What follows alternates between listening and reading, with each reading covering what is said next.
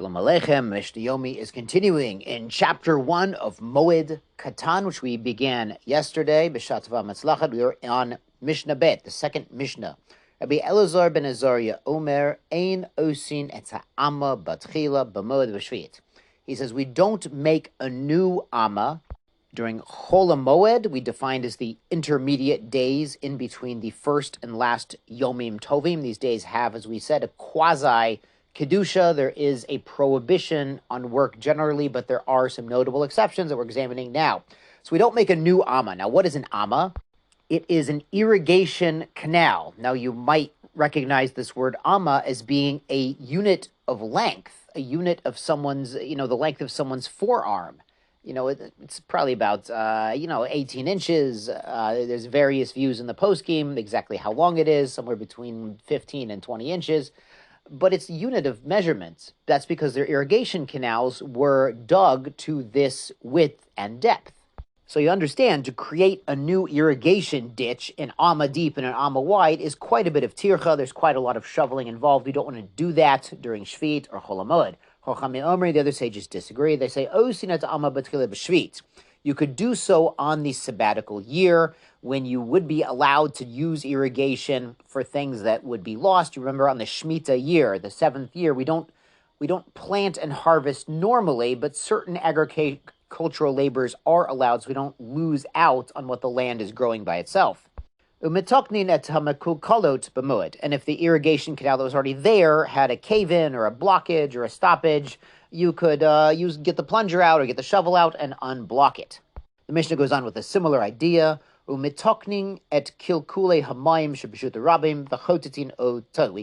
repair damaged cisterns that are in the public domain, public water works, and clear them out. You clear out the pebbles and the schmutz in them so the water flows freely. Umetoknin et drachim, you can fix up the roads, et rehovot, and the streets, et mikvot hamayim, and the mikvah, which certainly was used by people being ole regel to become tahor, to bring karbanot, to bring offerings, as we mentioned in Pesachim and elsewhere, that it was a big inyan to get tahor before you went to the temple. Osin kol tzarchei rabim, you can do anything that the public needs. The Gemara explains it might even be a good idea to do public needs on haMoed because a lot of people are out of work, and it'd be easy to find volunteers, or easier to pay people to help out what the community needs to get done. And we go and we mark graves on haMoed. Again, it's important for people to avoid the tuma of walking over a grave or touching a grave if they want to go to Yerushalayim and eat offerings. And in general, it's a nice thing to do to mark out graves to give respect to the deceased. It's a Jewish innovation. In other ancient cultures, only the rich and powerful had a nice burial. I understand a pyramid, but the average Joe or the average ancient Egyptian or Babylonian or Greek didn't get a dignified burial. They would often just sort of throw them in the backyard or bury them anywhere or everywhere. So really to have a funeral with marked graves and proper respect to the honor of the deceased, it's a Jewish invention. We shouldn't take it lightly. It's something that it's based on the Torah that Baruch Hashem that is now caught on with the rest of the civilized world.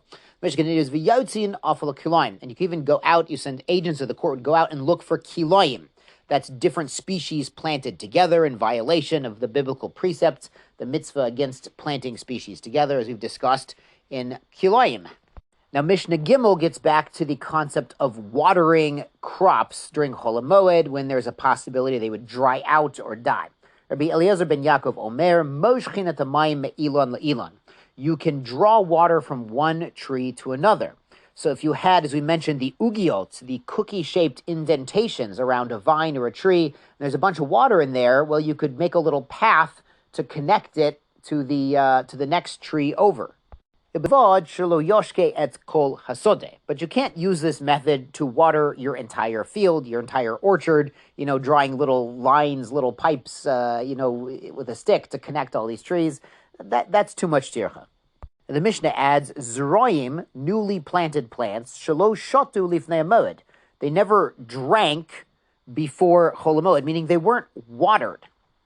Lo yoshkem b'moed. You can't water them during haMoed. The idea being here, If a plant isn't used to getting extra water, it only lives on the rainwater and the moisture and the dew, it's not used to being watered, then okay, it can go a week during haMoed without being watered. Whereas a plant that's used to being watered every day, the vegetable garden that's used to tender, loving care of the gardener, it probably needs the tender, loving care during haMoed, or it will start to wither. Like plants, people get used to the treatment that they receive the most often. You can see this in your children. If you pay more attention to your children, you read to them and you listen to them patiently, you'll see they grow, they blossom, thank God. The Chachamim materin b'zeh b'zeh. The other sages, they disagree with Rabbi Eliezer ben Yaakov. They say if there's a bunch of standing water around some trees, you could connect those trees to the other trees, a little scratch in the dirt, it's not a big deal, and water the entire orchard. And they also would allow even plants that have not yet received water before the holiday, they could even be watered on haMoed, again, if there's a chance that they would dry out and be lost. Yashar Kol Chachem and Sei Gesund.